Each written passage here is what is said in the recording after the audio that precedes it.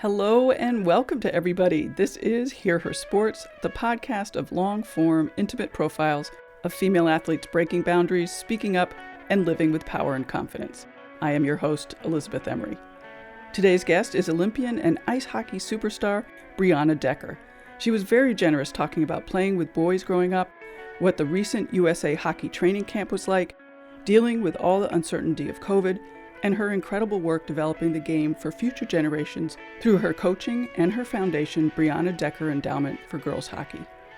Before we get going, because I'm talking to an Olympian this week, I want to tell you about Keep the Flame Alive, the podcast for fans of the Olympics and Paralympics. The two hosts, Jill and Allison, not only talk to athletes, but give you all aspects of the games, how sports work, history, interviews with people behind the scenes, which have been some of my favorites, and up-to-date news on what's going on, which has been particularly helpful during the pandemic when changes are so frequent.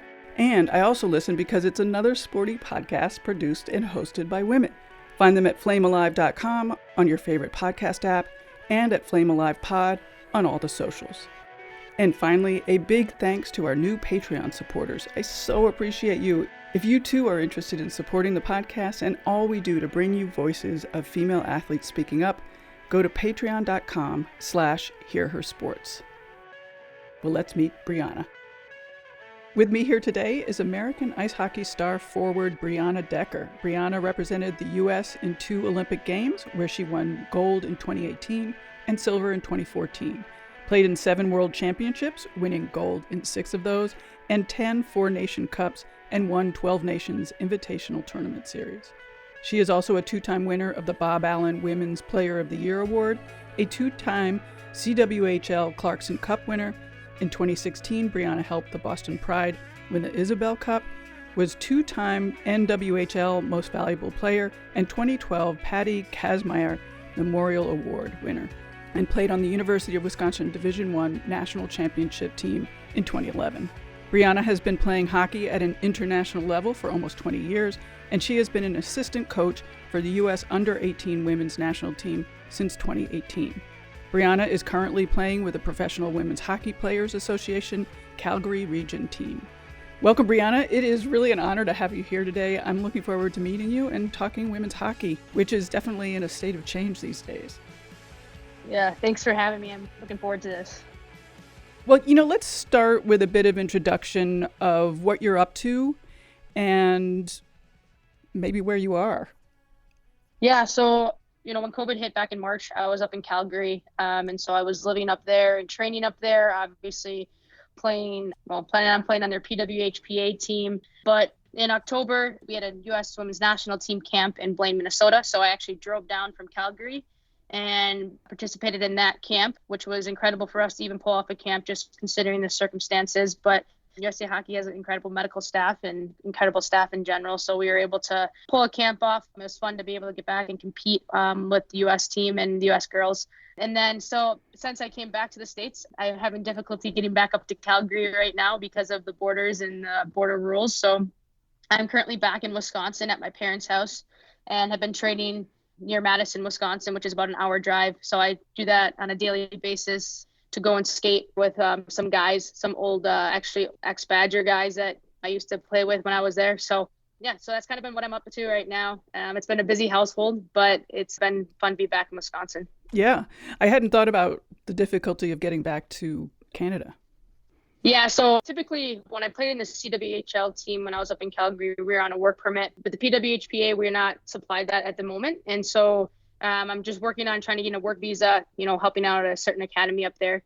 So hopefully that goes through. But at the moment, I'm content being back in Wisconsin. I haven't been back here for this long in probably, 10, 11 years. So it feels good to be back more than just a week to visit family. Yeah, maybe one of the bonuses of COVID.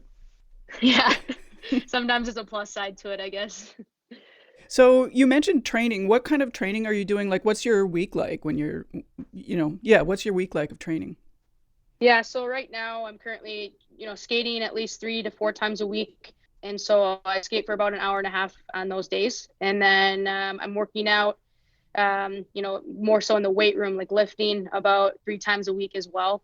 And then I'm into Pilates at the moment too. So I do Pilates once or twice a week. So with all of that, gives me at least one day off a week. I try to take 2 days off just because I'm a little older. So I'd like to have a little bit more rest time as well. But right now it's just been that I had to obviously get a few different items for my parents' gym downstairs in the basement. I had to order a bike or two. So it keeps me busy though. I love training. It's my job, but I don't definitely, don't look at it as a job. I look at it as something that's going to, create an opportunity for me to hopefully win another gold medal. Yeah. You mentioned rest days. On your rest days, do you take completely off? Like you sit on the couch and watch TV? Well, it depends. It depends how, how my body feels. I really obviously am in tune with how my body feels, but I typically go for at least, 2 to 3 mile walk. I got a puppy in the spring, so she keeps me pretty busy as far as being active. She's a border collie, so definitely needs that exercise. So I typically go for a long walk. It's definitely a great way to recover your body as well. Are there any sort of surprising or maybe surprising conditioning or abilities that are important to you that you're always focused on maintaining and keeping up with? Yeah, I mean, I think, as I've gotten older, I've realized, I'm going to hop into the mental side of the game a little bit now, because I think right now mentally it's really tough with all, the schedule with COVID. And that's one thing that I keep up on. I just want to make sure that my mental game is continuing to grow during this period.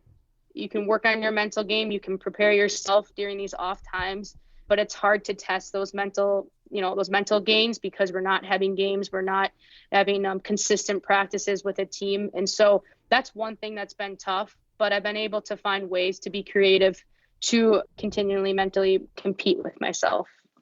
Talk a little bit more detail about what kind of mental training that you're doing and why it's important, like at what time in the competitions it becomes important. Yeah, I mean, you look at, for us, it's, the Olympics every 4 years. We train every day for that. But, everyone tunes into that final game and talk about a pressured situation that you got to be mentally prepared for. So on a daily basis, I challenge myself. I compete with myself, whether it's on the bike, if I can get a certain amount of miles on a bike in a certain amount of time on a weekly basis or on a daily basis. I like to challenge myself that way. I like to challenge my leadership abilities as well, as far as reaching out to teammates, seeing how they are, checking in with them, and seeing if I can challenge them in certain ways so that we're kind of continuously growing as a program as well. And so from a mental standpoint, the way I check in, I journal a lot. I write things down at the end of the night, how I feel, on a weekly basis. I'll write down things of what I want to get out of the week, because that way I'm staying in check mentally and physically throughout the week.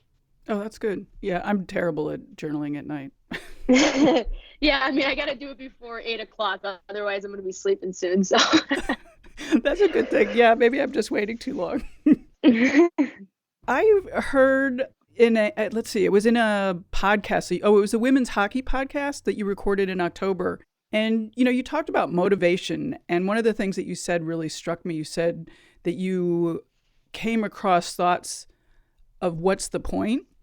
And that thought crossed my mind recently, and so it definitely struck me. But also, I think in these COVID days, things are changing so quickly. So I was curious to sort of check in and see what your motivation is like now, which, we're about maybe 1.5, 2 months since that recording. Yeah, I think, I had mentioned that in one of my podcasts, because I was, you get to a point where you're like, okay, like I'm training for a camp and now this camp gets canceled, and I'm training for, I don't train for a camp, right? But I'm training for something bigger than that. But like you're preparing, you're trying to peak at the right times for these camps, these tryouts, and then they get canceled. And so it was frustrating. And I think right now, the thing that has helped me is a change of scenery. I think going from Calgary to Wisconsin, and then now I'm skating with different groups of guys, and they're all in the same boat, whether, they're prepping for their professional teams overseas or their pro season for the NHL or semi-pro seasons. It's great to be around a lot of people who are in the same boat, and, obviously same sport, but just, different sex. And so my motivation has gone up since I've been home because of, seeing that everyone else is in the same boat and being around a lot more people. But there are some challenges. I've recognized that a lot of my team, obviously all my teammates are in the same boat as too. I think checking in with them on a daily basis, seeing how their training is going, whether it's 1 or 2 people, the same people every other week. I think those are things that have helped me get through and be more motivated. Yeah. It is hard when you're not competing and, you're not around your normal crew. Absolutely. Yeah, it's been difficult times, but I think also a lot of us girls who play in the PWHPA, we're used to having a heavier training load than we are competing load. This might be a little bit different for college kids being more, they're used to more game schedules and having a couple games every week. And right now, I think they're not having that because of the COVID situation. So for us, we're used to doing more training than anything. That's interesting. I want to go back just to, you talked about the Olympics and being in like a super high pressure situation. Is there any way to describe what it's like to be in that kind of game, with such pressure? It's a tough situation probably to describe, and you don't realize it until you're in it. So, I go back to like going into the 2014 Olympics, my first Olympics. I was like, all right, I'm ready for this. I felt like I prepared myself. And, and then you get into that game and you're like, holy crap, like this is a huge deal. It's so much pressure. It's one game. It's every shift matters mentality. You can make mistakes, but your mistakes can't lead to opportunities for the other team. You have to make up for them. So there's a lot of pressure every shift. And, that's where I talk about my mental game became a huge part of my game, because after 2014 Olympics, I realized that the difference between winning and losing isn't how strong players are, or your opponent is compared to you guys, or how skilled your opponent is compared to our team. It's mentally how strong your team is. And it always comes down to the wire. It's going to come down to an overtime or a shootout. In 2018, it's like our team was mentally ready for that situation. In the 2014 Olympics, was there something that really surprised you about being at the Olympics that you were able to prepare for in 2018? I mean, and not necessarily just in the game or the hockey specific area, but I don't know, just all the hubbub and all, the village and all that stuff that sort of freaked you out a little bit. Yeah, I mean, I think when you're at the village and there's other events going on, there's you can walk around and get distracted really easily. And I think it's funny, in 2014, I did less of, I was so focused on hockey, so focused on our games, which I think is really important because that's what you're there for. But it's also, you got to find a sense of balance in taking time to yourself and taking your time to just relax on a day off. As far as thinking about hockey, it's like you need to put that aside, giving your body a rest, giving your body mentally and physically rest. And I think our team and the players on our team in 2018, we did a better balance of that, being able to balance, eliminating distractions, but also being able to take time and take in the Olympic experience as well. Sometimes you can maybe get too worked up focusing just on the hockey. Exactly. Yeah. Exactly. You mentioned that the USA team had a team camp in October. What are those camps like? And, like what happened? And you specifically talked about the COVID protocol. I'm interested in hearing about that too. Yeah. So, I mean, our COVID protocol was to a T. Everyone got tested before camp. We all flew in, got tested, and we're quarantined until tests were back. And it was about a week-long camp. So, 5 to 7 days. I can't remember exactly, but we skated about, 8 to 9 times in 5 days. I think that's what it was. And so it's a lot of time on the ice. We had a lot of games against each other. So we had inter-squad scrimmages. And, they're competitive, but it was great to be out there with girls. And we had a good mix between veteran players and experienced players, and then newcomers and rookie players coming in to our program. So all around, I think we got a lot out of the camp as far as players. And I think staff was able to see players and watch players and see how they've trained over the last 8 months or so since COVID hit. Mm-hmm. Is there something that camp was selecting for? Is there something coming up? I mean, I know that the Worlds are coming up, but that's not for quite a while. Yeah, World Championships aren't until end of March, beginning of April, but we're hopefully playing against Canada, series against Canada, in the upcoming year here, end of January or February. Usually we have series against Canada, so we're hopefully going to be able to pull those off depending on the COVID situation. So that was kind of, a way for the coaches to check in and see how we were doing. So that's kind of a tryout for that a little bit. And what else is coming up in 2021? I mean, 2021, we obviously will have world championships, but everything's up in the air. But I mean, we're going to have Olympic tryouts at some point. Right. And we're not sure when those are going to be held yet. Since I've been on the team, we've had Olympic tryouts in June. We've had Olympic tryouts in August before. So it's kind of up in the air, and we'll just see what happens depending on the COVID situation. And sorry, I'm not up to date on this, but are the Winter Olympics going to be held in 2022? They're going to stay on schedule. So as of right now, they're on schedule. And Okay. so, yeah, like as far as we know, I think everything will be gauged too on how the Summer Olympics go this summer. I think they're going to be prepared, more than enough prepared for the Winter Olympics. So, how are you with this sort of unknown? Everything is sort of shifting all the time, and, you don't know what's coming up. How are you with that? Yeah, I think it's tough. It's a tough situation. The unknown is tough, but the way I've been able to get through it is that the thing that doesn't change is like what I'm doing to prepare myself for the 2022 Olympics. And that's, every day I got to train still, and every day I have to take care of my body, get my rest. And so I've been able to just focus on a day-to-day basis instead of looking too far ahead, because at points during this whole thing, I have looked too far ahead, and it's kind of frustrating and disappointing in some ways. And so the more I just focus on day to day, that's the way I've been able to get through things. Do you have a coach? Somebody telling you what to do every day, basically. Oh, no, I'm on my own for that, because with our head coach for our national team, like they're mostly they're involved anytime. Like I can reach out to him anytime, but usually at camps is when, the staff is more involved. But other than that, like we're responsible, we hold ourselves accountable and each other accountable during these times when we're away from each other. Here's another brief mention about our Patreon. As a supporter, you can get access to exclusive content, hand-printed frameable quotes said by guests on episodes, and opportunity to ask guests follow-up questions, along with our absolute gratitude and some other perks. There are several levels of support to sign up for. At the $5 Gear Up level and above, you will get access to exclusive audio content each month. I love the February track, with 2 coaches joining me to talk about intervals. Find us at patreon.com/hearhersports, or link from the Patreon page on our website, hearhersports.com. Now, let's get back to Brianna.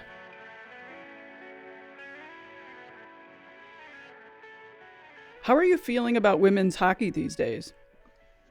We're working at it. The biggest thing right now with our PWHPA is we're trying to get something sustainable, long-term league going that's going to be able to, be better for women in the future. And, I think, I'm not blaming COVID, but I think that hasn't been helpful. I think we are going to be continuing to make big gains for our league and being able to hopefully push for something that's going to be a lot bigger and better than anything that women's hockey has had. Could you remind us what the goals are of the league and sort of why it was initiated? Yeah, so we came up TWHPA because, like I just mentioned, like we want something sustainable, long-term. I think we've always run into financial issues. Both leagues that I've been in, the NWHL and the CWHL, from a financial situation have struggled. I think, we want something that's going to be reliable and something that women's hockey deserves. I look at the PWHPA, and when we have our showcases, there's at least, at a certain game, there's about 15 players who have played in at least one Olympics, and there's so many Olympians on the ice, and it's great competition, and we want to increase that visibility in the correct manner. And the PWHPA has that lined up correctly, I believe. And right now the games are played as part of the Dream Tour. What's that been like? Yep. Pre-pandemic. Pretend we don't have a pandemic. Pre-pandemic. They've been great. We've stopped in different cities where, NHL teams have helped us and backed us up. Their players association or their, players alumni associations have helped in those certain areas. I remember pre-pandemic, we were down in Arizona, and they just did a phenomenal job hosting us down there. And, I think it's just having the NHL support is what's going to move us forward in the right direction, I believe, just from people think about finances more than anything, but I just think about from a marketing standpoint and from a visibility standpoint, it will be very helpful for us to have them back us up. Sure. And what have the crowds been like at the games? They've been really good. We have played in small venues though, so it's a little bit different. We play in smaller rinks, but you have the fans that know who we are and follow us individually, but follow us as teams too, and hop on whatever team is playing that weekend. I think the PWHPA and Jana Hefford's done a really good job at organizing this all, in a short amount of time. And I think, this year without the pandemic, this year would have been a really great year for the Players Association to take a big step forward. Let's look maybe 5 years down the line. What are you hoping to see in this league, in the PWHPA? And, very specifically, what goals are there? Yeah, I mean, we hopefully have a substantial financial backing. I hope that we have support from the NHL and being able to have, 6 to 8 teams, having little things like having our own locker room in certain rinks, and then being able to, travel appropriately, not busing 8-10 hours. Hopefully we can be able to fly as a team, whether it's commercial or charter. Charter is probably a little bit too big of a step there, but we ask for like the smallest things, having a weight room in the same rink, having our laundry done. Like those are things that are done in college for us, that we don't have to worry about on a daily basis. And so it's small things that I look at 5 years from now, just having things be easier for us and having us, if I want to play professional women's hockey, that can be my job. And I don't have to worry about, working a night shift or working all day and then going to practice like a lot of the players do in our association right now. Are you trying to get a minimum salary for players? Yeah. I mean, we're trying, we want to be able to, like I said, financially support us in a way that we don't have to work another job, right. Or if we have to, maybe a part-time. But I look at like these players, I'm lucky enough to be on the national team, and, training is my job. Like I said, I don't need to have another job at the moment. But these players who are working full time and then going to practice, and then, they're going away on the weekends to play in showcase games, and then they're getting up and getting back, late on Sunday nights, and then have to wake up early Monday mornings. Like those are the players that we're trying to work this to be able to become something bigger so they don't have to have that. Yeah. I mean, I think for maybe fans, it's sometimes hard to realize what a big deal that is when you're training full time and then also having to work full time. It makes it very difficult. Yeah, absolutely. So I give a lot of those girls credit, and I hope that we can figure something out. Our generation right now in the PWHPA, we're working for that younger generation that's coming up, those college girls that are going to be graduating, and they can have somewhere great to play in North America. Yeah, I mean, I think it's really interesting that, a lot of the guests that I speak to, I've mentioned this before, that a lot of the guests that I speak to, are doing a lot of work to make it better for the younger players. And I noticed that you have a Brianna Decker Endowment for girls hockey. Talk about that maybe. Yeah, so I created this endowment a couple years, I think it's been a couple years now, or a year or so ago. When I'm back in Wisconsin, I realized the lack of support there is for women's hockey and girls hockey in our area. I grew up playing boys hockey, and I loved it. I have 3 brothers, so I loved playing boys hockey, but I was like, there's no reason why there can't be supported girls programs.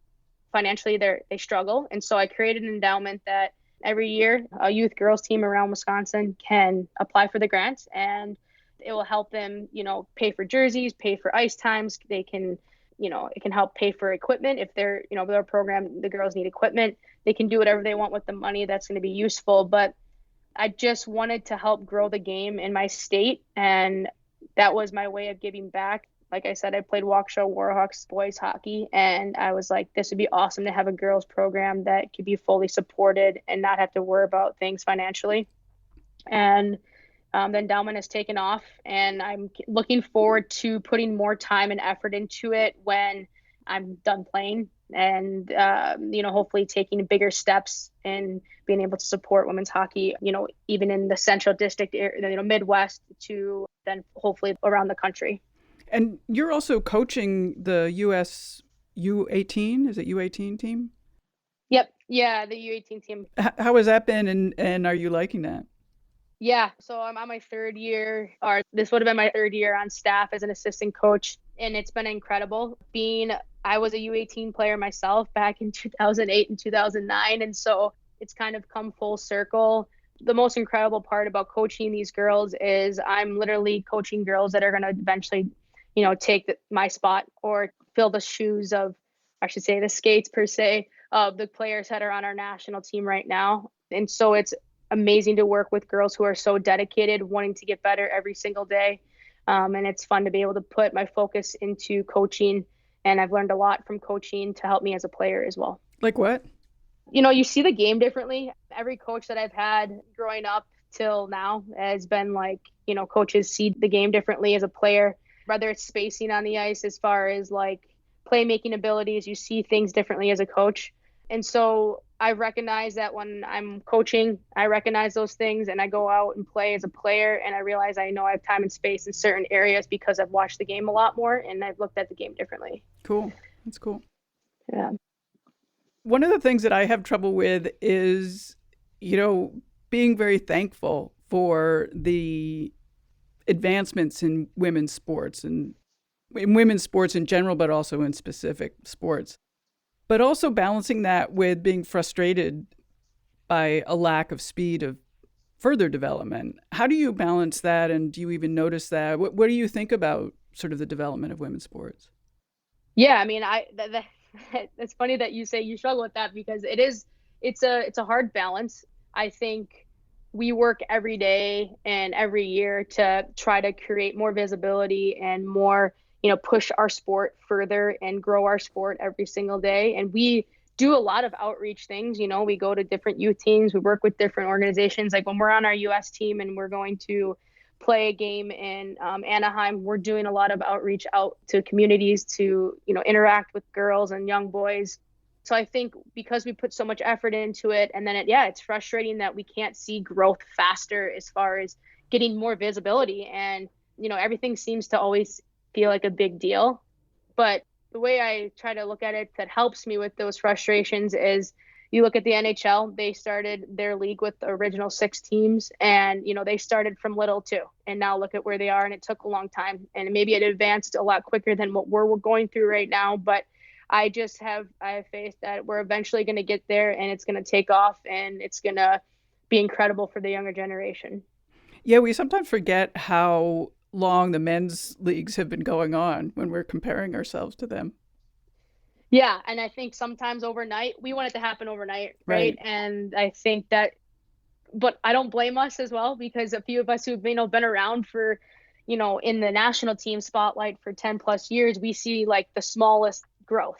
But the NHL having us be around at All-Star weekends, the last few years, I think those are like little steps that really help us and give us a lot more visibility and the visibility that we deserve. Mm-hmm. Are you hopeful, when you talk to the younger generation, when you're traveling around doing these development camps, but also coaching the U18 team, like what kind of differences are you seeing in their attitudes? That's always an interesting question. When I'm coaching U18 girls, it's a lot different than when I was around. I think the girls are different. The younger generation is different. The one thing that I've realized is that when I was a U18er and, all of us U18 girls would come from our programs and we were, the top 2 or 3, we didn't come into the program acting that way. We were like, okay, now we're surrounded by a bunch of all-stars and we have to compete for spots and compete to be, the best team in the world. Whereas I think sometimes you go to these camps and U18ers come from their best, they're the best on their teams that they come from, and they act like they're the best on this U18 team. And it's just funny. It's a younger generation, I think, to have that attitude.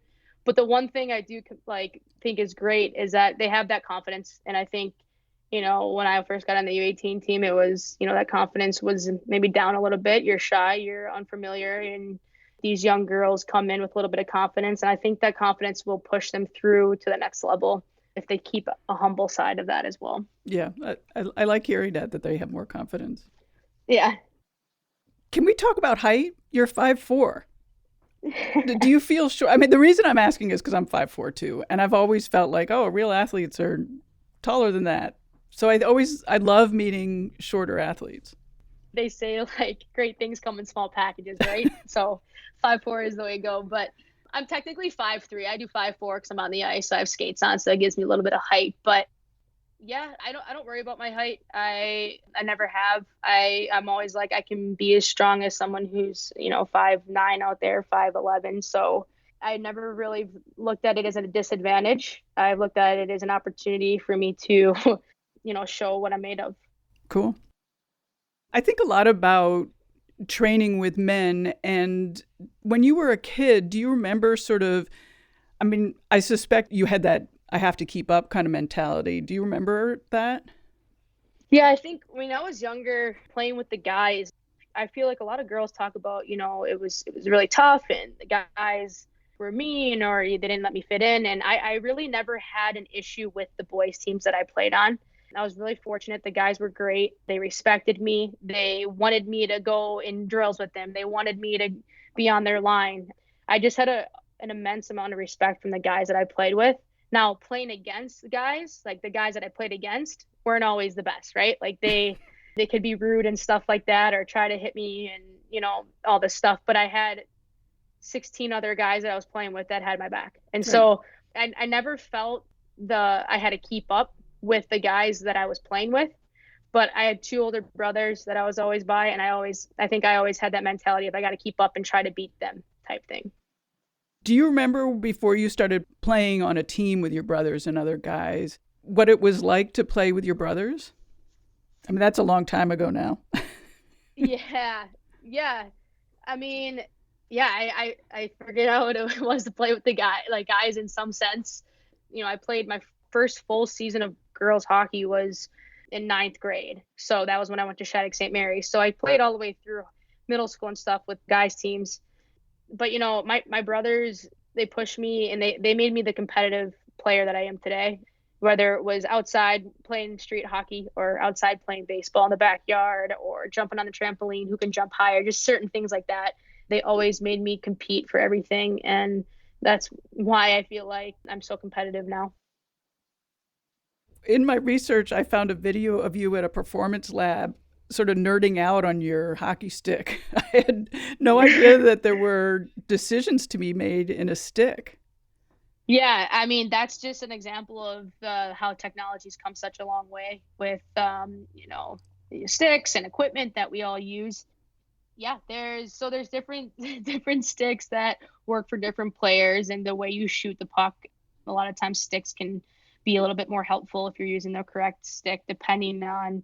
I mean, I think in that one, I probably talked about the kick point of the stick, and rather, the stick flex is more at the bottom of the shaft or in the mid shaft, depending on what type of shooter you are. But yeah, there's a lot of details that go into it that people don't realize now. But we're fortunate, like CCM, working with them and being sponsored with them by them for the last 6 years or so. It's been amazing to be able to see how much technology has advanced to help me in my game.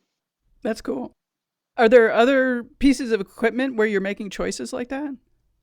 Skates for sure. Oh, yeah. There's different types of skates as far as like a 1-piece boot, 2-piece boot. I mean, it gets into different things like that. And most companies in like CCM makes 1-piece boots now, just because then you're getting the most out of your stride. You can feel the ice better. Do you have custom boots? Yeah, I do. Yeah. Custom skates. Yeah. And how are those made? Like, how do you make those? You go somewhere and get your foot molded? So yeah, it's kind of how it used to be, but no, they have a system where they scan your foot now. Wow. Of course, with like an advanced tablet system where they scan your foot in 360, and they're allowed to take that image and, basically put it in a computer that, makes the boot for you. Wow, that's incredible.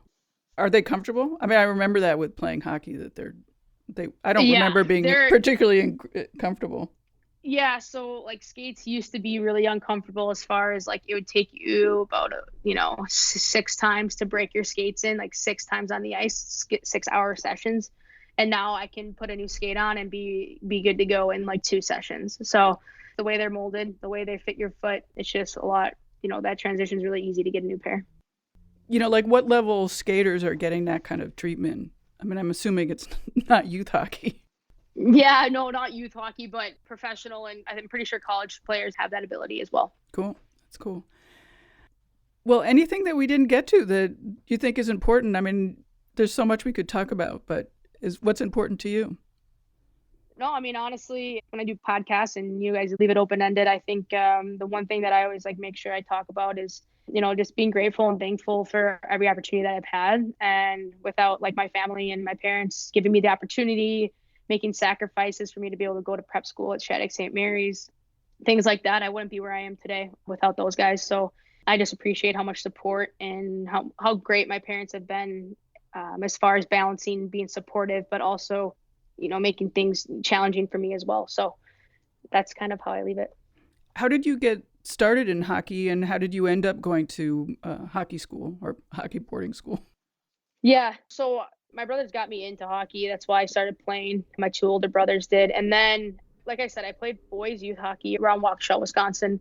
But there were also obviously a couple other girls who played boys hockey as well. So a couple older girls, one particular, Emily Kranz, made the decision to go to prep school at Shattuck St. Mary's when she was in ninth grade or 10th grade or something like that. And I like idolized her growing up. I wanted to be like her. She was older than me. And so after my eighth grade season with the boys, our team kind of disbanded. So I was either going to have to drive to Chicago and play on a team there from my parents' house, which was like a 2-hour drive, or drive to Madison, which is about an hour, hour and a half, and play on that team. So with my other brothers playing sports and my younger brother in travel hockey, it was just going to be a lot for my parents. And so we looked into Shattuck St. Mary's, and Emily was there. And so I was like, let's do it. Like, if we can afford it, like, let's try to get me to go there. And it has been, that was, people ask me what was a changing point in my career, and that going to Shattuck was that. Without that, I wouldn't be where I am. Were you at that point? You were already pretty good, I suspect. I mean, I don't know. I mean, I never thought about it that way. I thought about, I've always tried to be one of the better players on my team through hard work and effort every single day and every time I'm on the ice. But going to Shattuck, like I said, that was gonna be my first full season of girls, and I knew I was gonna be surrounded by a lot of good players. And I was a freshman in high school, and I was going to be going up against high school seniors. I always played up, always played a level up growing up, but this was going to be a huge step for me if I had made that top team, which fortunately I did. But it was just, I knew it was going to be a tough transition. What are your goals going forward? And those can be personal or hockey related. Yeah, I think going forward from a hockey standpoint, obviously making the next Olympic team for 2022, and then obviously winning a gold medal at the next Olympics. I think now that I've won one, it's like you want nothing more than to come back with a gold medal again. And then personally, I think continue to grow the game, continue to make the situation from the professional level easier for younger players and the younger generation. Like I said earlier in the podcast, just, being able to further my endowment, get more involved with that, and get more hype around that. I think I have a great thing that I've had USA Hockey help me develop, and I'm looking forward to putting more time and effort into that. What can fans do to help you, to help hockey? To help hockey, I think just the more visibility, the more fans that come and support us, I think that's what's going to drive us forward. The more fans we can fit in a building, the better. And I think we have a lot of great fans out there who are dedicated, who travel hours to come watch us play, and we couldn't appreciate those fans more. And we love having fans in the building. There's nothing better than playing in front of fans. So I think just their continued support for women's hockey is what's going to help. Great. Well, thank you so much. Really appreciate it. Absolutely. It was fun talking to you. Yes, you as well, Elizabeth.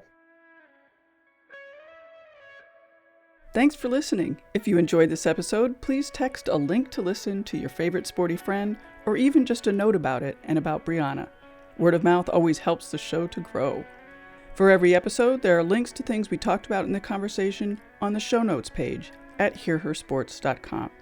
Stay in touch, send an email to elizabeth@hearhersports.com, or join us on social at hearhersports. Stay up to date on upcoming episodes by subscribing on Apple Podcasts, Overcast, Spotify, Stitcher, or wherever you listen to your podcasts. While 44% of athletes are women, only 4% of the media coverage is about women. Hear Her Sports aims to shift the scale while inspiring women to be their best. I hope you all are staying as healthy as you can, getting outside, wearing a mask, and being kind to yourselves in these continuing rough days. A special hello and thank you to mothers who have unfairly and overwhelmingly taken the brunt of the pandemic stress. Until next time, this is Elizabeth Emery for Hear Her Sports. Bye-bye.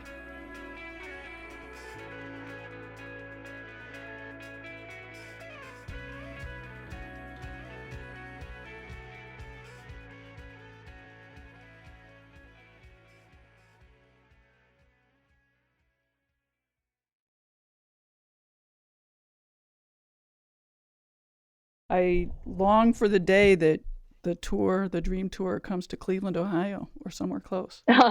Yeah, well, maybe. I don't know. We'll, I mean, the closest I bet you would come to Cleveland would probably be like Columbus area. And I know that's not too close, but it's a couple hours. I feel like Columbus would have like a good, I think just because of their arena district and how it is there for the Jackets, I think it would be a really good spot for us to hold something. What about Buffalo? Buffalo's not that far either. Yeah, I know Buffalo's not far. That probably is more realistic actually than Columbus at this point. So that's right, because it's on the border. You just get a lot of fans back and forth. So